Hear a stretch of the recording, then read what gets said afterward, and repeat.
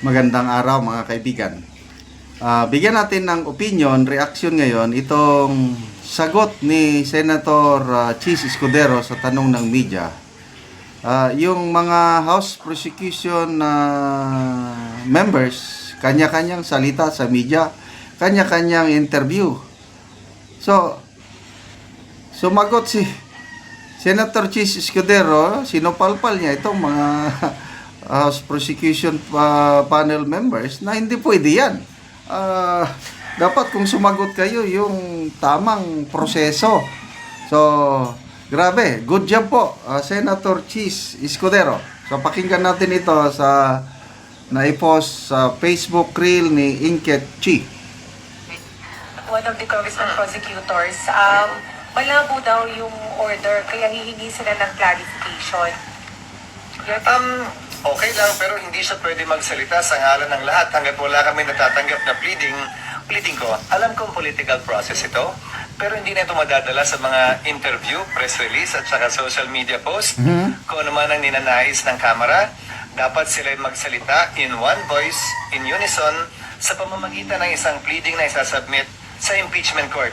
Hindi pwedeng paisa-isa silang sasagot at magpapa-interview na lamang at yun yung sasagutin namin paisa-isa din. We will only answer, if at all, any formal communication submitted through a meeting by the House Prosecution Panel representing the House of Representatives. Galing. So, isa pa. Sabi ni Congressman Arnan Panaligan, one of the congressman prosecutors, malabo daw yung order, kaya hihingi sila ng clarification. Yung order na sinasabi na malabo, may dalawang order kasi ang impeachment court. Una, certification, mag-submit ang Kamara ng certification na walang na-violate na provision sa Constitution ang impeachment case. So, sa mga press release o pahayag ng Kamara, meron na daw House Resolution certifying na walang na-violate. Kailang, as of na wala pang na-isasubmit sa impeachment court. Pangalawang order, yung commitment ng Kamara na mag-crossover ang kaso o itong mga prosecutors from 19th to 20th Congress. So sinasabi nila, again, palaging interview, press release na malabo kasi hindi pa naman daw na nakukonvene ang 20th Congress, malabo. So palaging ganun na lang, kanya-kanyang salita. Tama naman, to me, opinion ko, tama yung sabi ni Senator Escudero na sila, prosecution panel as a whole, mag-submit ng formal document. Pleadings pala ang tawag dun. Mag-submit ng pleadings sa impeachment court na nagtatanong, nagkla-clarify para officially masagot din ng impeachment court yung clarification nila. Di ba ganun lang? Make it formal, black and white. Hindi yung palaging salita na lang sila sa media. Okay. So, ngayon, dahil ang dami nilang nagsasalita, no, nakaisip sila na kumuha ng spokesperson ang Kamara, yung House Prosecution Panel, si Attorney Bukoy. Nakalimutan ko yung first name niya. Na grabe, matapang. Binabara niya, sinusupalpal niya si Senator Escudero. Mali yan, ginagawa niyo, something like that. Well, yung isa kong kaibigan, nag-message sa akin na palaban itong spokesperson ng gobyerno, sir, sabi niya, Anticlair, Abante, itong si Bukoy, palaban. Matatalo sila dyan sa impeachment trial kung ganyang mga salita nila na parang binabatikos nila ang impeachment court. Sabi ko, agree ako niyan.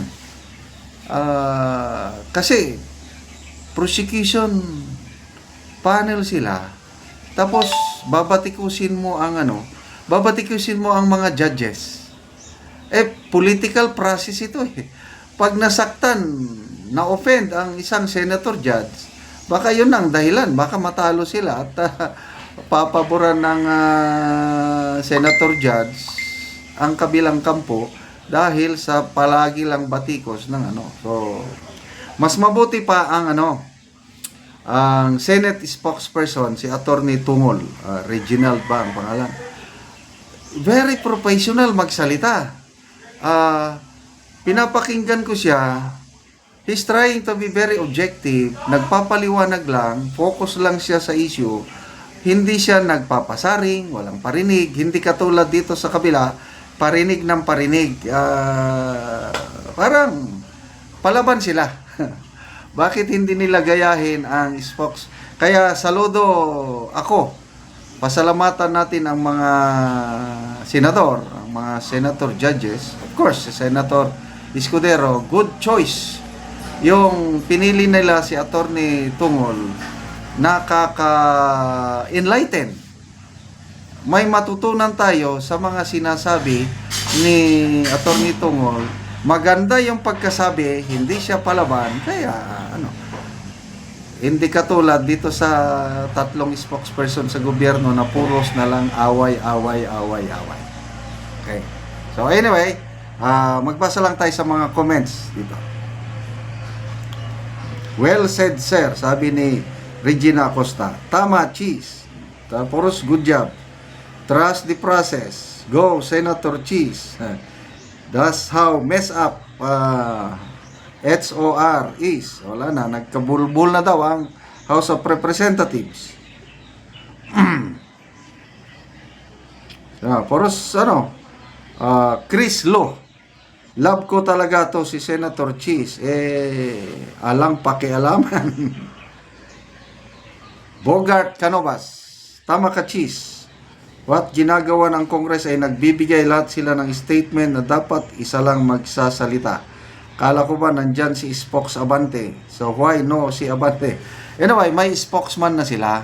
Kaya sana naman yung spokesman nila para mas maganda ang dating, yung sana yung maiparehas sana siya sa spokesman ng Senado na hindi siya, makikita mo walang bias yung spokesman sa Senado. Ang kanya lang yung ipaliwanag, enlighten ang nanonood sa kanya, nakikinig, na wala siyang bias ba kung pro Duterte or anti Duterte. Ang gandang makinig sa mga spokesperson na ganun. Okay, salamat mga kaibigan sa inyong pagsubaybay sa ating channel. Nakakatulong kayo ng malaki sa tribong Talandig ng Bukidnon dahil ang sweldo po natin sa channel na ito, pantulong natin ito sa tribo. Sa ngayon, namimigay tayo ng libreng yero at pako para maayos, ma-repair ang mga sira-sirang bahay or kaya makapagpatayo ng bagong bahay ang mga miyembro ng tribo na nakikitira lang sa bahay ng kanilang magulang or kamag-anak. Panoorin nyo ang video na ito.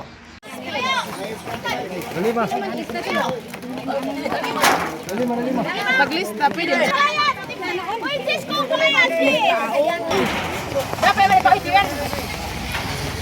Ay, bayog pawit yan dahil sila sa bahay.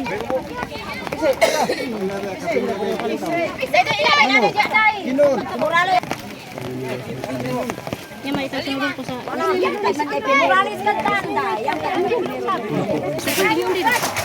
Sis, mang kunti yung pagkakas. Arnold Claudia. Sino andi ay?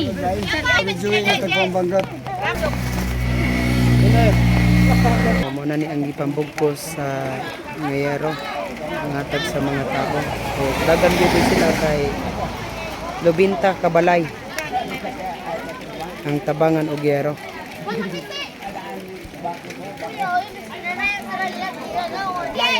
Si Kwan yan. Saktong ko na dito. Laliman, sis. Saan naman sa kanila? Wala naman ka sa gulis. Tol, iba ko. Ito sa tag-iya. Para hari na Kwan.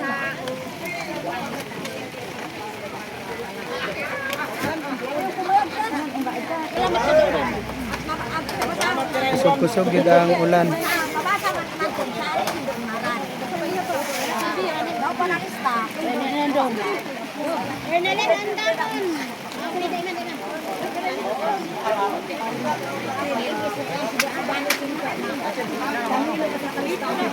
Masih dari Hari, inutik pa kayo sa payong mo diyan para tagap. Trinidad! Nakon! Trinidad na sini. Gimana ada di mana?